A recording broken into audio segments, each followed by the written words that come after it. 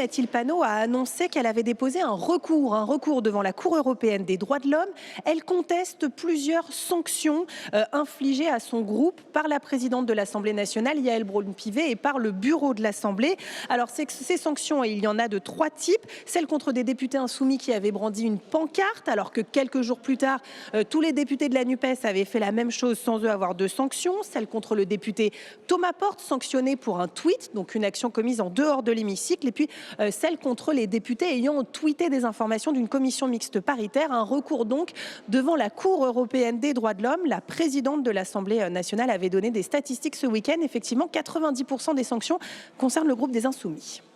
Merci Elsa Mondingava. Et j'accueille sur ce plateau Fanta Berreté. Bonjour et merci d'être avec nous. Vous êtes députée Renaissance de Paris. Et Daniel Simonet, bonjour. Bonjour. Et bienvenue, vous êtes députée La France Insoumise de Paris. Également une réaction à ce que vient de dire Elsa Mondingava avec cette Cour européenne des droits de l'homme qui est saisie par le groupe LFI. Daniel Simonet, qu'est-ce que vous attendez finalement d'une décision de cette Cour européenne ?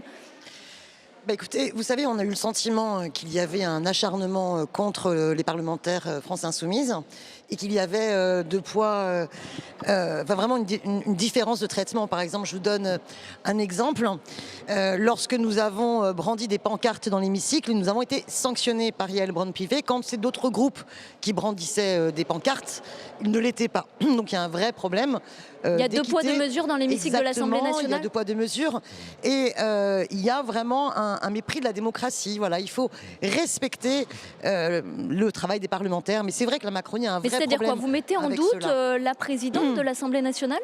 Nous demandons à la Cour européenne des droits de l'homme de donner son avis sur ces sanctions dont on conteste le fondement et dont on conteste aussi le manque d'impartialité. Mais vous savez, il y a un problème de la Macronie dans son rapport au parlementarisme.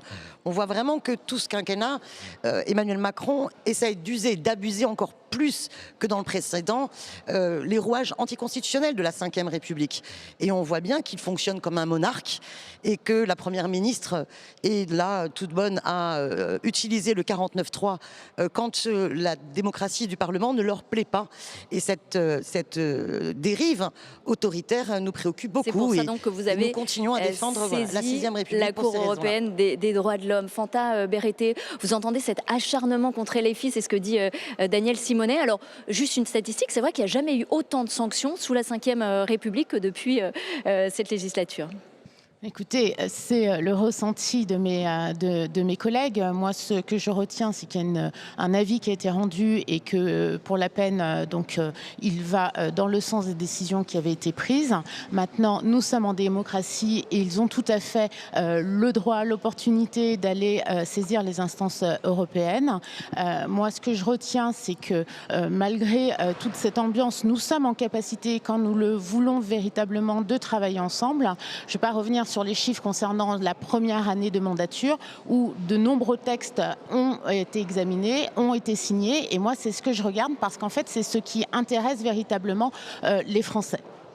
Alors, on va tout de suite rentrer dans le débat et le cœur du sujet de cette émission. C'est le projet de loi travail qui est actuellement en débat dans l'hémicycle de l'Assemblée nationale et surtout le cœur du texte, c'est-à-dire l'instauration de 15 heures hebdomadaires d'activité pour les bénéficiaires du RSA. Stéphanie Despierres, on vous retrouve celle des 4 colonnes. C'est un dispositif qui a été voté conjointement par la droite et la majorité. Oui, ce sera donc 15 heures minimum, 15 heures par semaine d'activité obligatoire pour les bénéficiaires du RSA s'ils veulent toucher leur allocation. Les députés du camp présidentiel et les Républicains se sont mis d'accord pour ce seuil. Seuls certains malades, les handicapés, les parents isolés sans moyen de garde pourraient être dispensés. Ce RSA sous condition a déjà été expérimenté dans une vingtaine de départements. Il est donc généralisé à tout le pays. Alors ce n'est ni du travail gratuit ni du bénévolat, a expliqué le ministre Olivier Dussopt, mais un accompagnement renforcé sur mesure, ce qui ne convient pas à la gauche, qui dénonce une philosophie du contrôle et un manque de moyens prévus pour un véritable accompagnement. Stéphanie Despierres, vous vouliez les conséquences, c'est ça, sur cet projet de loi voté ? Oui, alors si les allocataires ne se soumettent pas à ces activités obligatoires, eh bien, il y aura des sanctions. L'allocation pourra être suspendue. La gauche parle d'un article de loi honteux qui va renforcer la précarité. Le gouvernement, lui, explique que la personne au RSA pourra néanmoins récupérer une partie de l'argent non touché, 3 mois maximum, si finalement il reprend les activités obligatoires qu'impose la loi. Merci Stéphanie Despierres. Fanta Berreté, vous avez entendu Stéphanie Despierres, obliger les bénéficiaires du RSA finalement à effectuer 15 heures hebdomadaires d'activité. Est-ce que c'est pas les prendre finalement pour des fainéants aujourd'hui ? Non, je ne pense pas. En tout cas, ce n'est pas du tout la philosophie qu'on a souhaité donner à ce texte. Je pense que ça fait de nombreuses années qu'il y a ce sujet concernant donc l'activité des personnes qui sont au RSA. Moi, en tout cas, ce que je retiens, ce qui est important pour moi, pour en avoir discuté avec des personnes qui touchent le RSA, c'est l'abandon finalement quelque part de la République. C'est-à-dire que quand ça fait déjà 5 ans que vous êtes sans activité, que vous ne touchez effectivement tous les mois 607 euros, qui, contrairement à ce que certains députés pourraient dire, permettrait de faire des choses folles. Non, je ne crois pas. On est en mode survie et le plus important, c'est la projection vers éventuellement, si jamais on arrive à poser un certain nombre de conditions, vers un retour vers l'emploi durable. Donc ça, c'est ce que nous souhaitons. Effectivement, quand vous avez autant de personnes qui sont laissées donc sans accompagnement, sans analyse des freins à l'emploi, je pense que nous ne sommes plus dans notre rôle. Et la vocation, en tout cas, du texte, c'est d'essayer d'accompagner chaque Français et chaque personne qui touche en fait ce RSA afin d'analyser les freins. Est-ce que c'est un sujet de permis de conduire, de garde d'enfants, un sujet d'offres qui ne correspondent pas aux compétences de la personne? Je pense que nous le devons à ces personnes parce que la majorité des Français souhaitent être en activité. Et on parle de dignité. On parle de dignité. 15 heures d'activité, vous entendez Fanta Berreté, c'est pour une réinsertion, c'est pour le retour à l'emploi. Vous ne pensez pas que c'est une aide finalement pour ces bénéficiaires ? Alors, il y a plusieurs choses. D'abord, on est dans une situation où vous avez à peine 300 000 offres d'emploi non pourvues pour plus de 7,5 millions de chômeurs. Donc, on est dans une situation où le gouvernement veut faire porter la responsabilité aux privés d'emploi, aux allocataires du RSA, de leur situation et de la situation du chômage. Première chose. Deuxièmement, on les inscrit de manière obligatoire à Pôle emploi. Il y a même eu une folie à un moment donné, ils avaient prévu d'inscrire obligatoirement les invalides. Mais enfin, une personne invalide là, ne peut pas être à Pôle emploi. Mais finalement, donc, être inscrit à Pôle emploi, c'est pour les aider à retourner vers l'emploi. Ensuite, sur cette question des 15 heures d'activité, d'abord, on ne sait même pas si c'est au moins 15 heures et quel serait le plafond. Et si c'était 15 heures, où la collectivité a l'obligation, l'État, France Travail, l'obligation de donner 15 heures d'accompagnement, de donner 15 heures de formation. Pourquoi pas? Non. Là, c'est l'allocataire du RSA et son conjoint qui vont être contrôlés. Qui doit lui-même se débrouiller pour trouver ses activités. Qui doivent trouver 15 heures. Or, il y a eu des expérimentations. Je vous donne un exemple.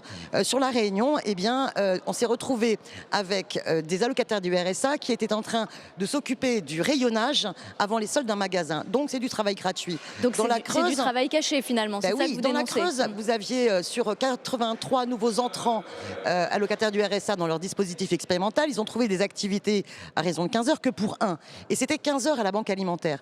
Et ce qui est quand même terrible, c'est que vous signez un contrat d'engagement et si à un moment donné vous ratez un rendez-vous, si on évalue mal vos 15 heures, eh bien vous risquez de perdre cette allocation. Sucrer votre allocation. Sauf que l'allocation, c'est l'allocation qui fait vivre aussi vos enfants. Donc derrière cela, c'est la pseudo-pédagogie de la faim, comme si, parce que vous étiez encore plus pauvre, parce qu'on survit avec 500 euros par mois, on ne vit pas.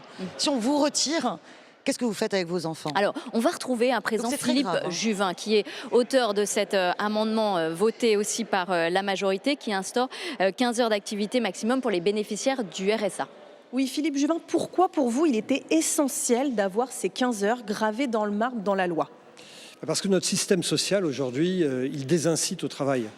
Il devrait au contraire aider les gens à retrouver un travail, mais il les désincite. Donc nous, Républicains, nous avons dit c'est simple, le RSA, il y a forcément des contreparties. Ce n'est pas un droit sans contrepartie. En face du RSA, il faut avoir 15 heures d'activité. Alors justement, ce mot activité, pour vous, qu'est-ce que vous mettez derrière? Puisqu'en plateau, il y a le débat. Est-ce que c'est un accompagnement? Est-ce que c'est du travail déguisé? Non, les 15 heures, ce sont 15 heures d'abord qui peuvent être modulées en fonction de la possibilité des uns et des autres. Il y a des gens qui ne sont pas capables de faire 15 heures parce que ça fait 10 ans qu'ils ne travaillent pas. Donc ceux-là, on va les accompagner. Ce sont 15 heures de réinsertion à la fois sociale et professionnelle. Ça peut être des stages, ça peut être de la formation, ça peut être de l'accompagnement à des questions de santé pour les gens qui souffrent d'addiction. Bref, c'est un panel très large dont la philosophie générale doit être « je retourne au travail ». Qu'est-ce que vous répondez à ceux qui disent que c'est stigmatisant finalement, comme si les allocataires du RSA se complaissaient dans leur situation? Je leur réponds que la République, ce sont des droits et des devoirs et que l'argent du RSA, il n'est pas gratuit, il n'est pas magique. Il vient d'où? Il vient de la poche des Français.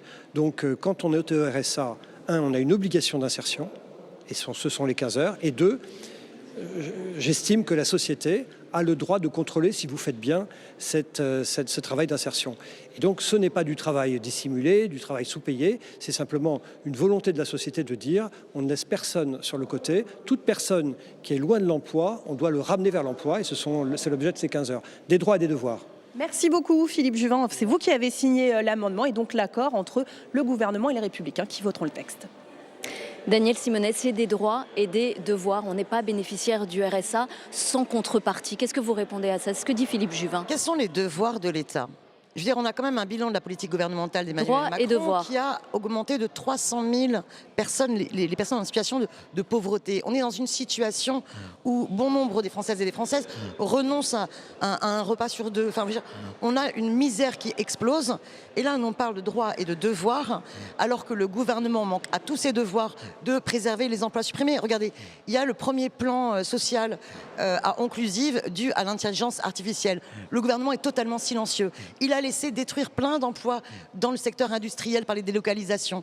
Il est aujourd'hui en incapacité et en refus de développer une politique en faveur de l'emploi. Il y a une expérimentation qui a marché et qui marche super bien depuis 2017. C'est les territoires zéro chômeur de longue durée. Où là, les personnes en situation de chômage de longue durée, elles signent direct un contrat à durée indéterminé, un CDI, et ensuite avec une dynamique de territoire, on cherche les besoins à satisfaire. Et cette expérimentation, elle démontre que c'est possible quand on répond aux besoins d'une population. Or, le gouvernement a choisi de couper dans les budgets, de mettre en danger territoire zéro chômeur. Et à côté de cela, ils font la traque aux pauvres et la traque aux allocataires du RSA et de leurs conjoints, parce que les deux sont inscrits d'office à Pôle emploi. Fanta Berete, je voudrais vous faire réagir à ce qui vient d'être dit. En gros, ce qu'on craint, en fait, du côté de la France insoumise notamment, de la gauche en général, c'est que ça crée une trappe à pauvreté. C'est que finalement, ça vienne aussi, ça porte atteinte aux droits des enfants, au droit international des enfants. Qu'est-ce que vous pouvez répondre à ça? Est-ce que finalement, vous n'allez pas mettre en danger ces bénéficiaires du RSA? Alors moi j'ai écouté avec beaucoup d'attention les propos de la députée Simonet parce qu'elle l'a expliqué à plusieurs fois en commission et également donc dans l'hémicycle. Effectivement, elle avait travaillé à l'insertion et je pense que quand on a des textes comme ça, nous devons écouter aussi les sachants.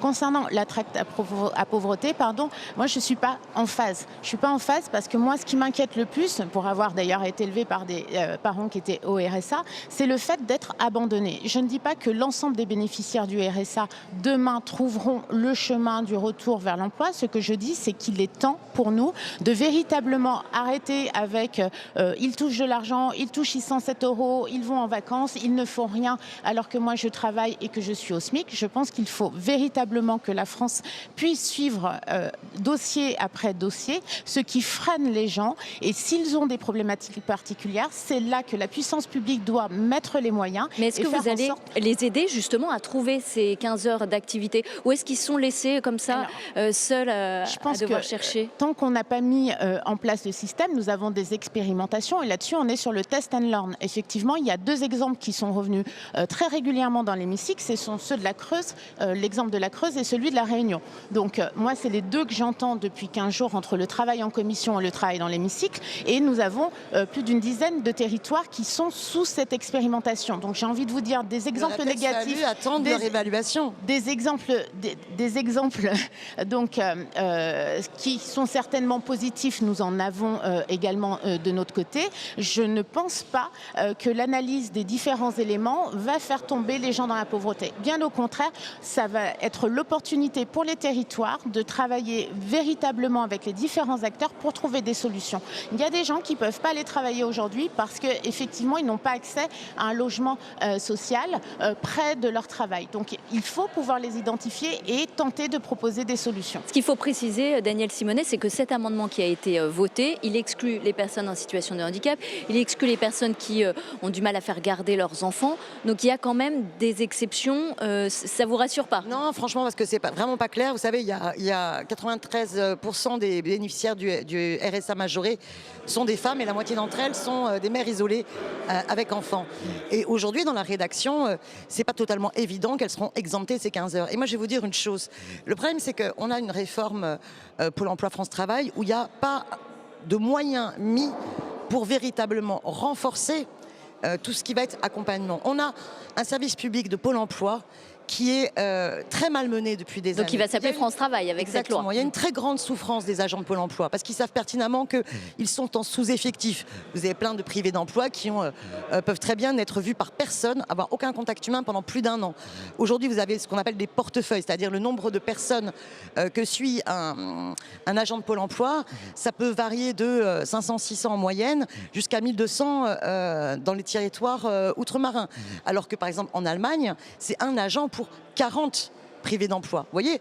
Et là, tout d'un coup, on va dire à Pôle emploi, qui s'appellera France Travail, alors on est un peu perdu, qui va s'occuper non seulement des privés d'emploi, mais va s'occuper des allocataires du RSA, de leurs conjoints ou conjointes, parce qu'ils sont inscrits automatiquement, des personnes en situation de handicap, sans même qu'il y ait de formation. Alors, on a gagné un amendement hier dans l'hémicycle pour que le personnel de Pôle emploi suive une formation aux problématiques du handicap.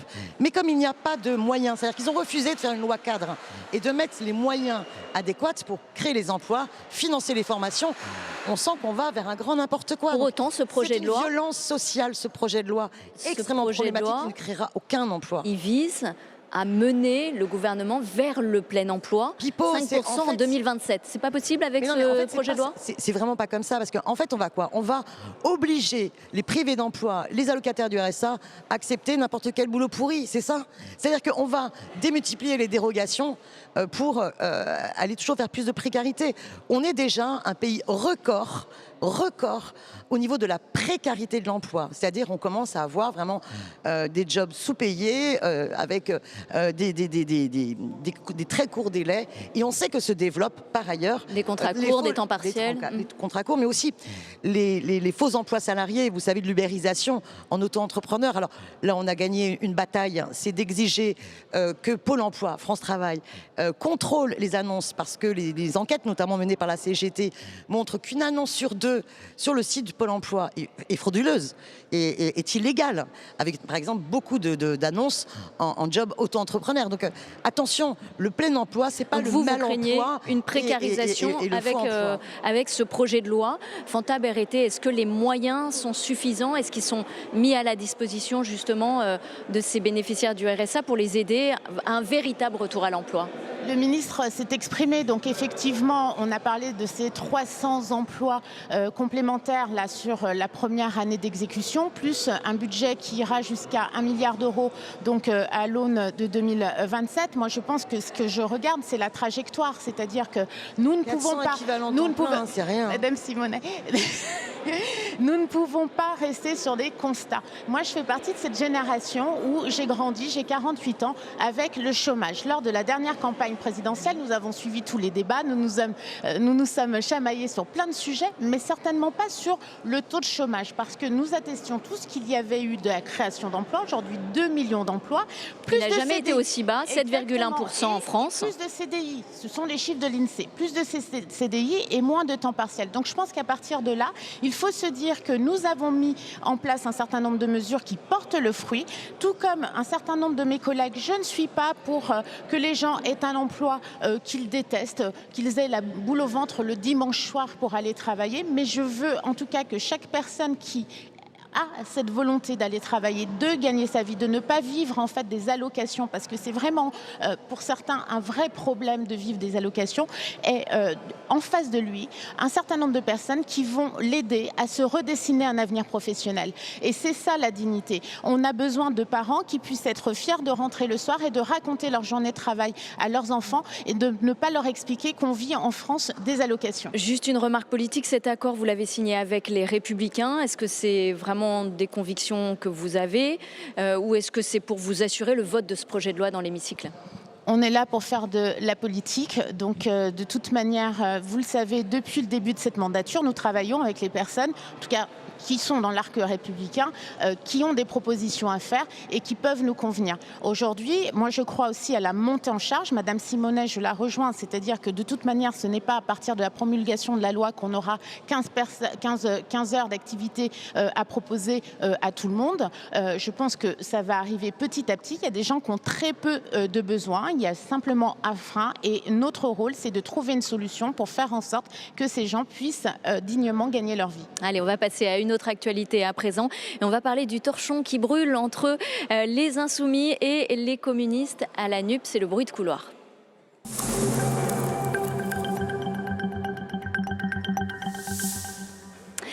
Un courrier de Manuel Bompard révélé ce week-end actant le départ des communistes de la NUP a créé un malaise. Stéphanie Despierres, la NUP va-t-elle s'éteindre ?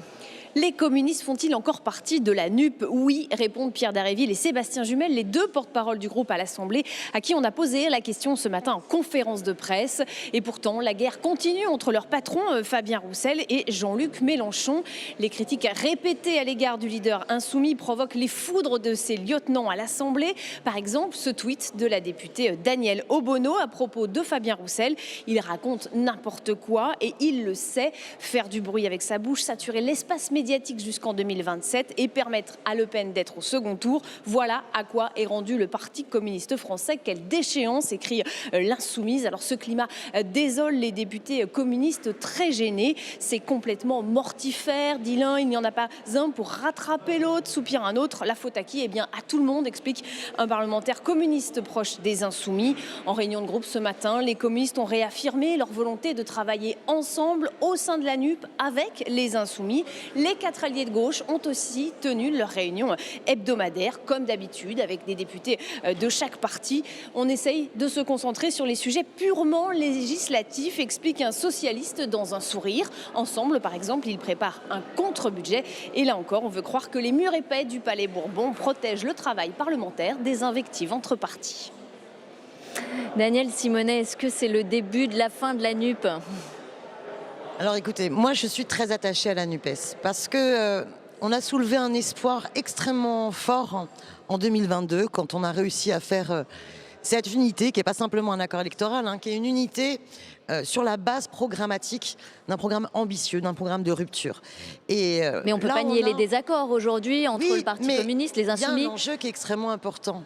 En 2027, il faut battre l'extrême droite. Il faut empêcher l'extrême droite d'arriver dans ce pays. Donc les élections avant, on peut partir en ordre dispersé ? Non, je pense que les élections intermédiaires, notre unité nous permettrait d'être en tête. Aux prochaines élections européennes, si nous sommes ensemble à la hauteur des événements, à la hauteur de l'enjeu historique, on peut être en tête du scrutin. Et vous imaginez comment ça change tout, c'est-à-dire que pour tout le peuple de gauche, pour tous les travailleurs de ce pays, c'est que c'est possible de jouer la gagne en 2027. Et donc quand il y a un tel enjeu, on ne fait pas les petites phrases.